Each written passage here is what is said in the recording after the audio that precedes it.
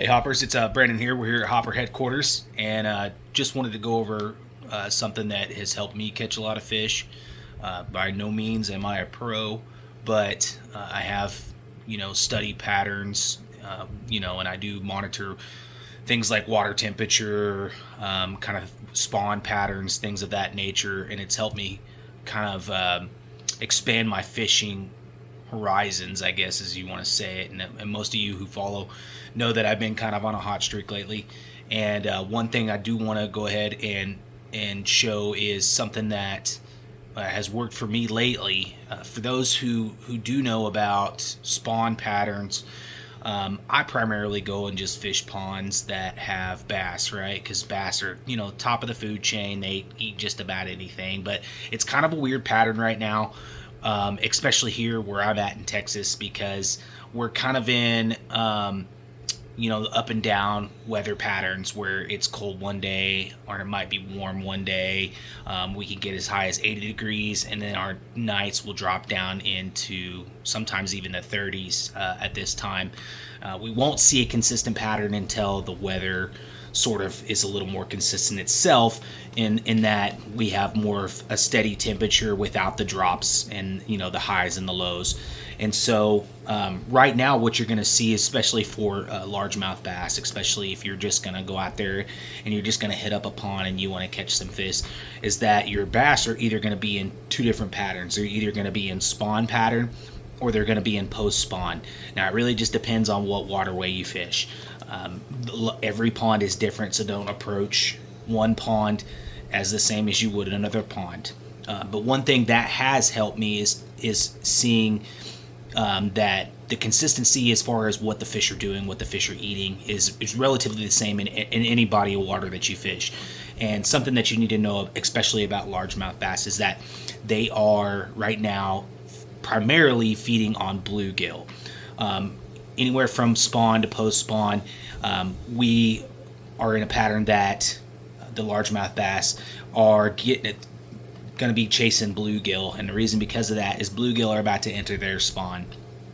And so what happens is that the bluegill will typically eat the roe, which is the name for the bass eggs.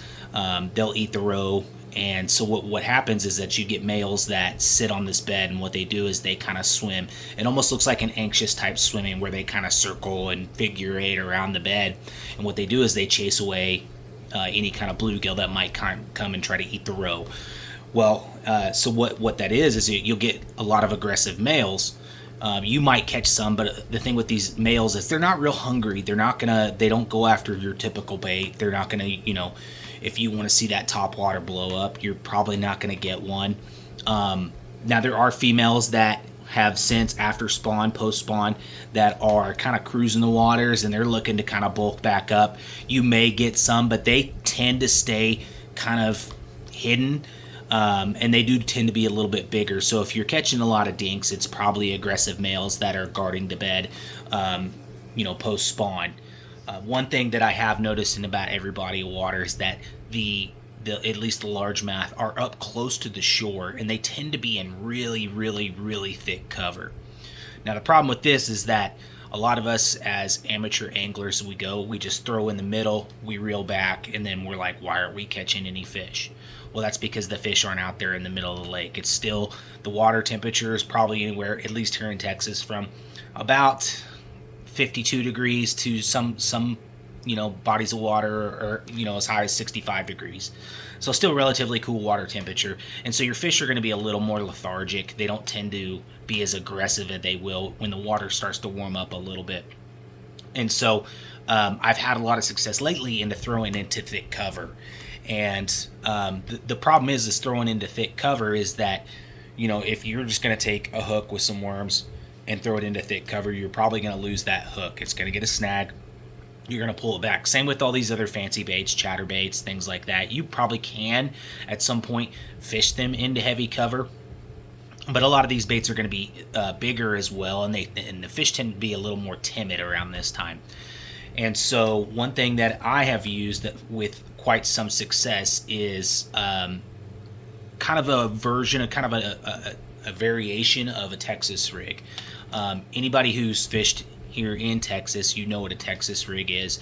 It's basically a offset hook with usually a slide weight on top. Some people pin theirs down, some leave them loose. Um, those things will work as well.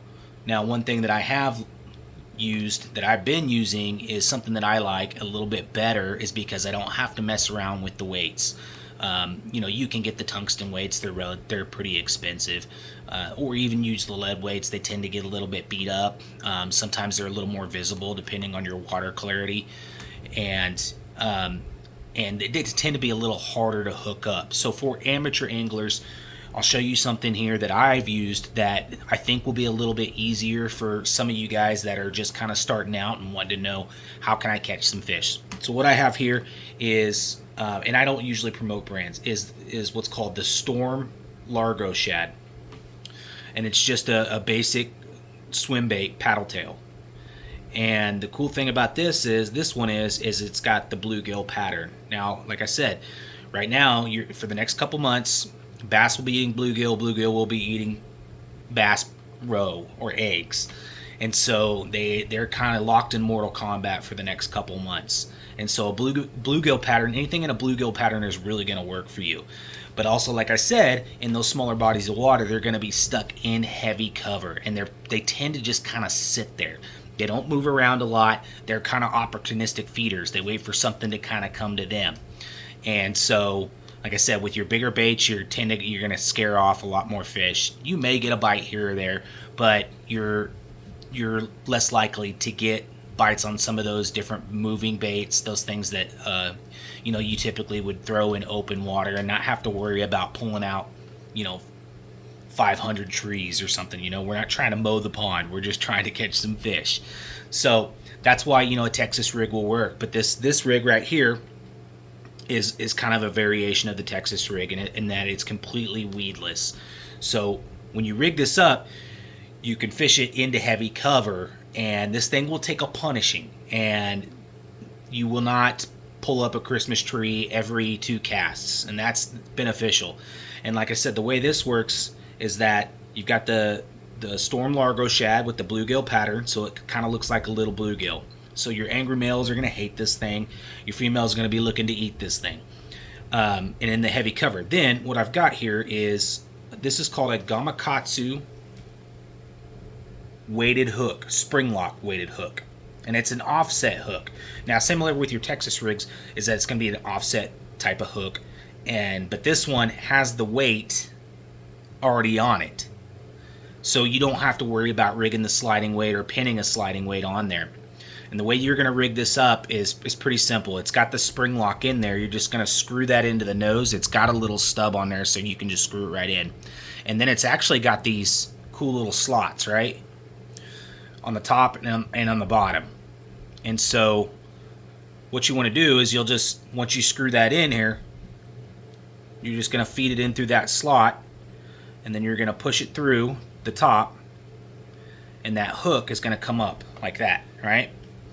Well, in order to make that completely weedless, you can put it in, and it'll slide right into that slot that's on the top, and you're weedless. Now, that's not really worked for me, especially in heavy cover. What I tend to find with these Gamakatsu hooks, and I haven't figured out a good method on bending them or taking some pliers to them. This Largo Shad will slide up and down this thing. And so what happens a lot is you're going through cover, this thing slides right off, right? So you don't want that, because then all of a sudden you're pulling up a Christmas tree again. So you'll put that hook in through the slot, and this is what I have done. As you'll see like that, you got the hook exposed. Now what you want to do, at least in my experience, is back that up and go ahead and hook that thing into the swim bait. Just like that. So you've got that top part of the hook, the actual barb and the point on that hook is actually in the swim bait. That thing makes this completely weedless. And I tend to find that this doesn't slide around as much. Now you will have to make some adjustments, because it will still slide, as you can see, and sometimes it'll kind of do that number, but you can go in there and just do it again. Now I will tell you, if you catch a few fish with this, you're going to lose places to skin hook this thing. but I really get that hook in there. I don't notice a drop off on my hookups with this. Even as far as that, I push that in, and you'll see I push it in pretty far. I push the tip of that hook in pretty far.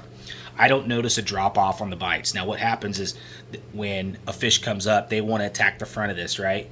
So they'll bite down on that, and then they want to swim away, right? As soon as they swim away, they're going to catch that hook. And as long as you've got a decent hook set, and it doesn't have to be, you see all these bass fishermen and they want to send a fish to the moon. You don't need to send a fish to the moon, especially bass. Right now, it's gonna be more of a slurp than it is one of those aggressives hit and run. So they're just gonna kind of slurp it, and then they're gonna do the 180, and they're gonna swim away. And so you don't need to hook this thing and send them to the moon. All you really need to do is just a quick hook set. And this thing is sharp. These Gamakatsu hooks, they stay sharp for a long time. So you don't need to file them, after your third bite. These things will stay sharp for a long time. They're very high quality hooks, and they're kind of expensive.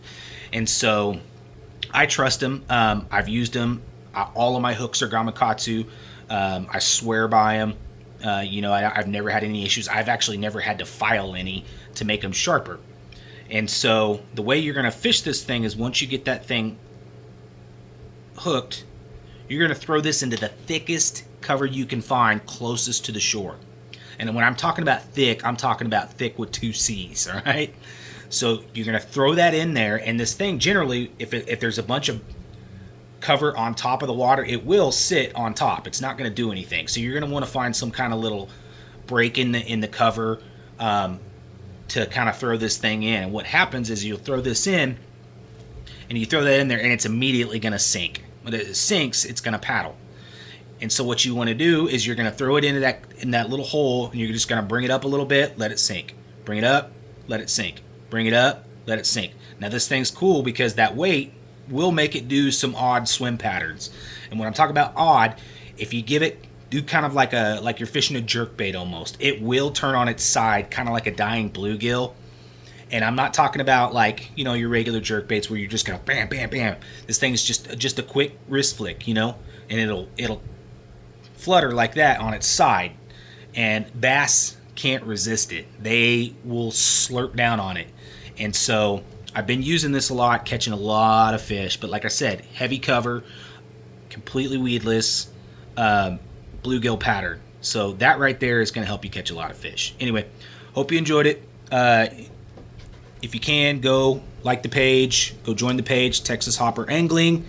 And as always, find it and fish it.